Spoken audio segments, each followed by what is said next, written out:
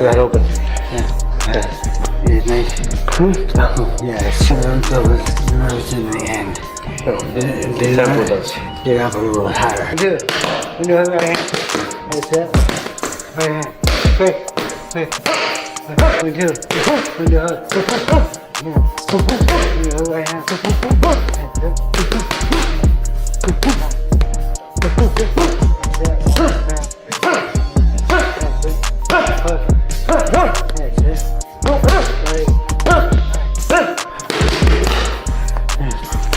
That's it. There you go. That's it. Quick.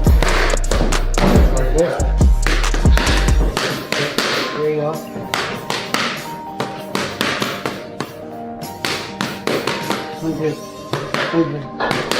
Right. I can get to you. Teofimo Lopez is not easing into this camp at all. He's locking in like a man who knows exactly what's waiting for him on the other side of the ring. Preparing for a technician like Shakur Stevenson isn't about flash. It's about discipline, timing, and control. And that's exactly where Teo's head is right now.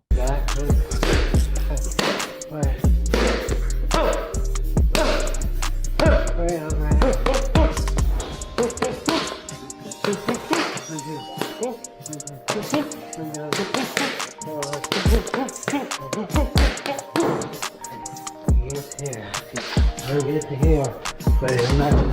Don't need another step. Step, yeah. Sure. That's him.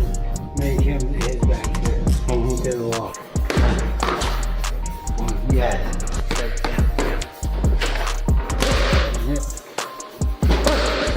That's it. That's it. That's it.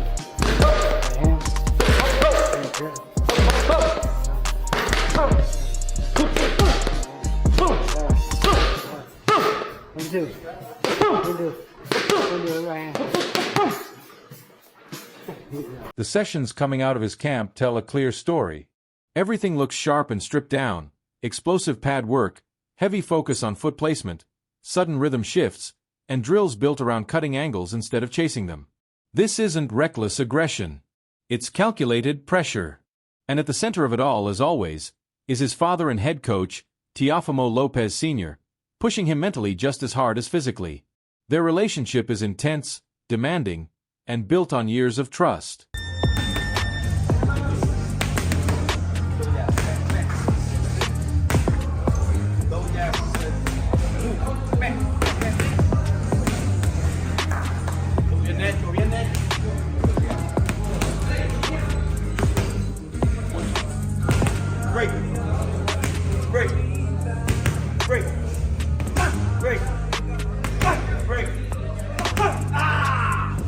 Teo Sr. is drilling patience into him, constantly reminding him that you don't beat a mover by forcing moments. You beat him by setting traps. Strength and conditioning stays brutal. Explosive lifts, short sprints, core work designed to keep that snap late into rounds.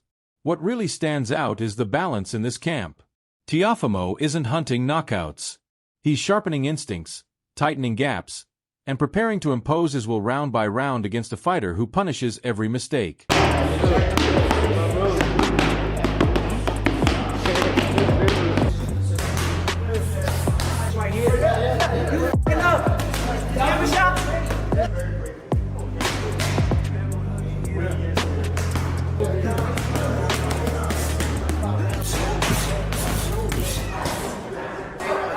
On the other side of this chessboard, Shakur Stevenson's camp is quiet, surgical, and honestly boring to outsiders. Exactly how he prefers it. His work is built on repetition and precision. Distance control, feints, and defensive drills designed to erase mistakes before they happen. Coma and the team are dialing in fundamentals and running scenarios tailored specifically to Teofimo's bursts of power and sudden gear changes. Expect constant lateral movement, stop-start footwork, and angle resets after every exchange.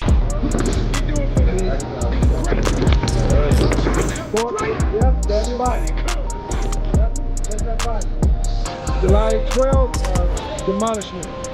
We're gonna demolish him. Guy's way too slow. Sports too sharp, too fast, too strong. Sparring includes bigger, explosive partners meant to pressure him both mentally and physically. Conditioning is smooth but relentless, keeping him sharp and clear-headed late. No trash talk, just confidence in the work.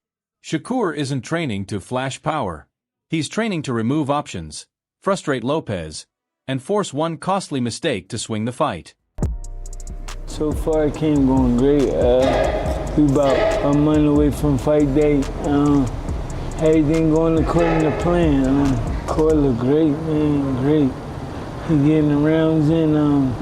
Everything going according to schedule. We coming for the victory. You know, me as a trainer, I don't train to go the distance. I think that's wear and tear on the body.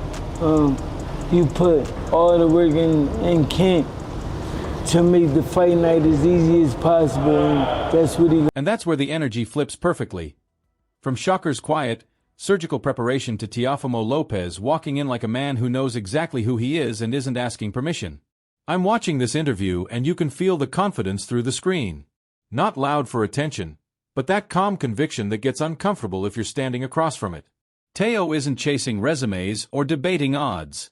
He talks like someone who believes this fight is happening now because the boxing gods finally lined it up right. When I say grand fashion, I mean going for the knockout. Well, I think that the whole thing is the Bible of boxing really is that if you look for the knockout, you won't get it. You know, I think really it's just all about setting the good pace early in the beginning rounds and then going from there, setting that tone.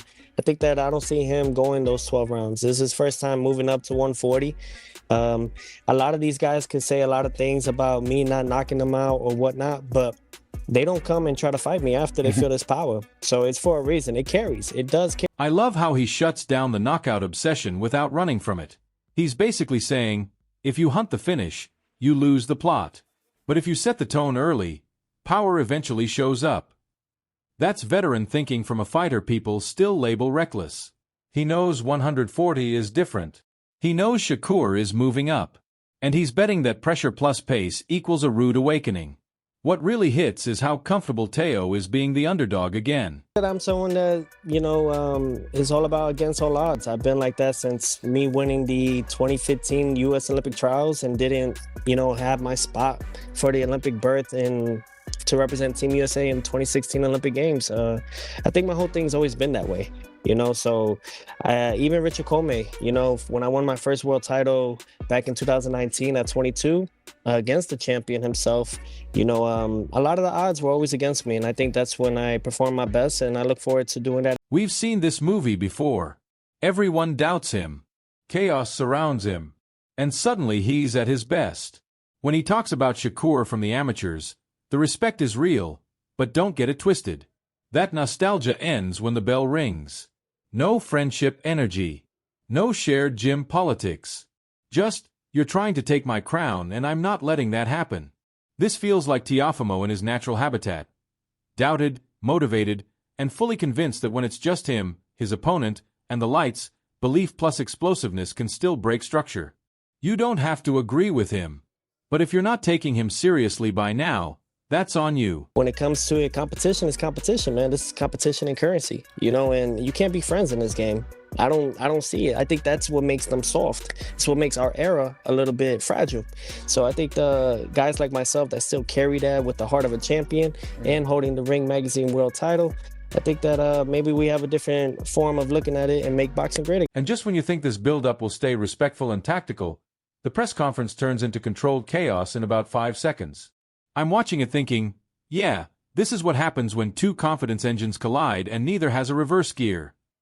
Teofimo Lopez Sr. isn't whispering game plans. He's basically saying, we've cracked codes before and we'll do it again. And that confidence comes from years of seeing it actually work. But Shakur doesn't give an inch. He's smiling, nodding, and basically saying, you might have broken other fighters, but you've never seen this version of me. And that's where it gets spicy. Because this isn't trash talk for clicks. This is two sides genuinely believing the other hasn't faced real pressure yet. You've had to come up with some good game plans over the years to beat some great fighters, Lomachenko, Taylor, among them. How difficult is this man, Shakur Stevenson, to prepare for?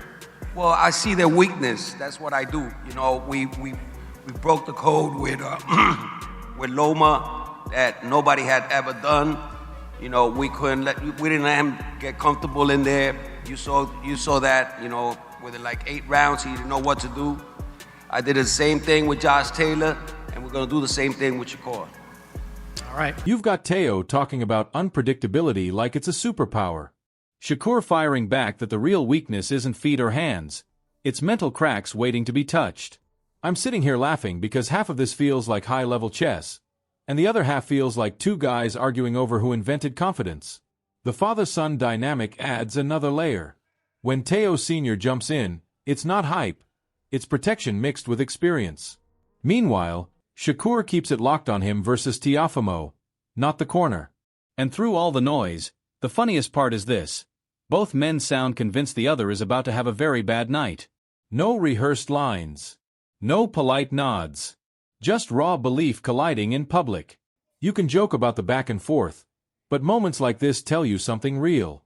Neither man plans on adjusting to the other's comfort zone. This isn't friendly tension. It's 2 undefeated mindsets arguing over whose reality survives January 31st. Teofimo Sr., any reaction to what he just said? I'm not none of them fighters. I think that he did some great things against them guys. I seen a lot of weaknesses in his game too, and something that he said earlier, he said, Teo never lost to Southpaw. Well, I never lost to Orthodox. So, it ain't no different, but the difference is you never fought no elite fighter. Okay, I don't think y'all did either. Oh, so you gotta show it. Here's my honest read.